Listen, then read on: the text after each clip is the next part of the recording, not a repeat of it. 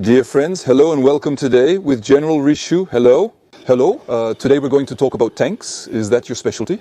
I have indeed done a little bit of that in my very existence. So let's recall, we made a first video together at the RN Cosmos studio. I invite you to watch it first. And now we're going to focus more on tanks, the quality of different European and Russian tanks, and why they are good or bad. So first of all, the Leclerc tank. Is it a good tank? The Leclerc tank is an excellent tank. It is heavily criticized. It has been said that it's the failure of the Leclerc tank compared to other European tanks. In fact, the real problem with the Leclerc tank is that we got it too late. That is to say, at the time when the Germans already had the Leopard 2 at the beginning of my career, in the early 80s, we were on an MX-30. So the MX-30, it was the coincidence rangefinder. You know, the camera, when the image is clear, you read the distance and you shoot, and you had to stop while shooting. It was an old tank from the 60s, and we had that tank for another 15 years. So the Leopard 2 was given to the German armies in the early 80s, roughly, and we got it from 1995. So it's 15 years behind the Leopard 2, but at the same time, it's almost a generation younger. That is 15 years behind in terms of date. In terms of date, but not design. So it's a tank that is a bit more modern, and it has a very interesting feature. It only requires 3 crew members. Why? Well, because there is an automatic loading, and in other European armored vehicles, like the Challenger, like the Leopard 2, or even the American Abrams M1, there is always a loader who loads by hand.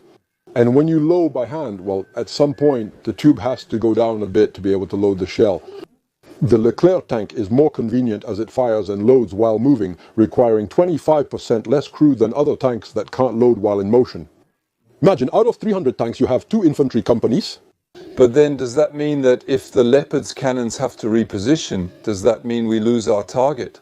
So yes, at some point, we inevitably lose our target, and then if the shooter or even the loader gets injured, well, you can't load anymore. So there you have a real problem. So there is also a disadvantage. It's a more complex system, the Leclerc tank, so the loading can break down. That's the corollary. And then you need a probably heavier logistics to overcome these potential disadvantages. But from what I've seen, since I had about 100 Leclercs in my brigade, it's a system that is particularly reliable and particularly efficient, since it's a tank that really fires while moving at 31 miles per hour and hits targets at over 1.864 miles, 3,500. With a Great efficiency. great efficiency, of course. However, it is said that the Leclerc tank has not progressed over time, meaning it has remained almost in its initial state, while the Leopards have 6, 7 versions. No, That's not true. we have Several versions of Leclerc. I believe we are on the 4th one. So now they are on the 6th or 8th one. Naturally, it's a machine that is now 40 years in design, so it no longer resembles their Leopards, I would say, from back then. At 40 years old, they have several versions, but kept a 4th shooter. And we too have regularly retrofitted our Leclerc tanks. Some of the first Leclercs are no longer in good condition. That's why we always say we have 400 Leclerc tanks, but the first versions that have not been upgraded are hangars. They serve as spare parts if necessary. But no, Leclerc tank has been regularly upgraded, and today it is at the forefront of progress. And so there's the XLR that's still to come, and then will it make it even more expensive than the others? Ah, yes, of course, yes. Yes, it will make another choice. This is an evolution of the Leclerc tank, but I don't know much about its characteristics. We must also consider that this tank should serve for another 20 to 25 years until its successor, the main ground combat system, which we are developing with Germany, is ready. Our progress these days is, I must say, relatively slow.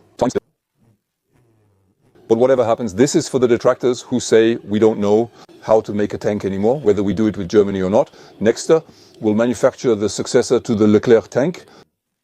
So the Leclerc tank, once again, to come back to it, it is also said, proof that it is not good. We did not sell it much. So yes. That's a false calculation, because I remind you that when it arrived on the market, the Western armies were modernizing, and we did not have the Leclerc to offer since it arrived 15 years later, which means that it was a time when indeed it was the most modern tank. I recall with my old AMX-30 watching the Leopards pass by and shoot. We were in great admiration. So they were able to flood the market, but without competition. Without competition. We can't say that the Leclerc tank was cut down to size at the time, because it didn't exist at all. Simply. So when it started to come onto the market, there was no room for it. There was no more room in Europe, because they sold to 15 nations in Europe, 20 or 22 nations in total. There is a community of over 2,000 tanks. The European market was completely saturated, so we started trying to sell to other regions abroad, and we sold it to the Emirates. They only used it in Yemen, especially where unfortunately, It wasn't our war, but we were able to observe it, and it has a survivability that is quite interesting. And it's a tank that has shown its performance in combat. Is this ability now to evolve it, the new version, the XLR, that will come with all kinds of Thales sensors, etc.? I refer you to another video that I made. Will its availability still allow to have a fleet of 200 operational tanks? Well, that will always be difficult. The availability and the factors have not. There's the reliability of the tank, of course, but it's also about the money and spare parts that the nation is willing to provide us with. And so these spare parts too, they need to keep up. Tanks often broke down due to delayed spare parts. When the spare parts arrive, we are able to repair it quite quickly. And it's often a problem with supply chains that are a bit sluggish and don't allow, I was about to say, to repair our armored vehicles very quickly and easily. So the availability, the operational contract for the armored vehicles, is it 60%? In my unit, it was normally 70%. Oh, okay, It's 70%. That was the operational contract for all materials. It's global. So there might be a little less armored. There might have been other materials that were more available. But overall, it's 70%, which is already quite good. But the Leclerc tank, the ones I've seen, are much more reliable than the first versions. The first ones? Versions, of course, had teething problems, like all tanks, or we even saw the aircraft carrier Charles de Gaulle having review problems. Yes, teething problems normal. But the tanks I had to command, these were tanks that very rarely broke down. The real problem is maintaining the equipment in working condition, and this maintenance of the equipment is ensured from the moment you provide the means, quite simply. And there we would have an absolutely exceptional availability. I remind you that when I was in operation, when we provide the means, when I was in Afghanistan, the unit I commanded, the battalion I commanded, had an average availability of 95% in permanence. That's huge, very important. There's something you also told me on air last time. It was that the armored weapon had a high tactical speed, but a strategic speed that was only pedestrian. Yes, absolutely. Because when you look at the time it took for Napoleon's armies to reach Moscow, 83 days, and how long it took for Adolf Hitler's armies, and the Blitzkrieg with the Panzer Division, etc., the Panzer Corps, to reach Moscow, 158. Because at one point the Raven demechanized, it needs a terrible logistics, it needs to resupply, it needs to change engine, gearbox, it needs fuel, and it has to stop. So, tactically in a day on the battlefield, he can move very quickly, covering 49.7 miles to outflank and destroy the enemy.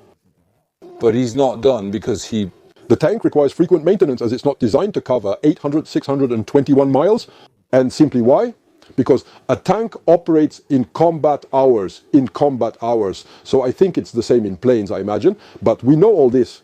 You come out of the workshop, they give you, for example, 300 hours. But as soon as you use your turret, well, the meter runs. So if you use your turret, 15 hours simply to wear the turret, and without making a single kilometer, you have 15 hours of operation. After a week, you have 100 hours of consumption in 3 weeks while you go back to the regimental workshop to do the oil change. Or the requested maintenance. So that means that's also why the Ukrainian advances that we saw in September, October, November were done in waves. They advanced 18 miles. Then finally they waited for the logistics. Well, I think that at some point we wait for the logistics to arrive, and then there can be a second explanation. It's that they don't reach the critical mass to be able to break through. So at some point they stop. But in any case, it takes a quite considerable logistics train, which is capable of accompanying the troops forward to be able to accompany a mechanized armored corps on the move. And we saw this. Adolf Hitler, from October, November, gets bogged down both in the Rasputitsa, that is to say the mud, but also because his logistics coming from very far behind can no longer keep up.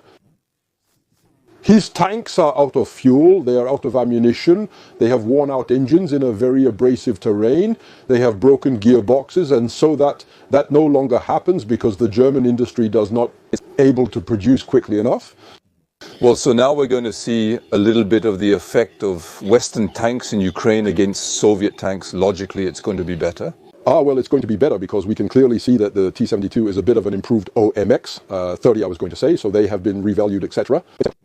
But in fact, indeed, these tanks have a big operational flaw, is that they have the ammunition under the turret. As soon as they are hit, it explodes, and the turret pops off like a champagne cork.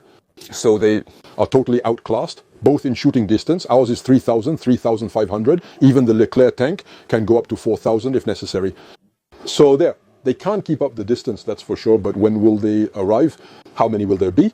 And that's the real question, because as indicated, the mass is needed at a specific point.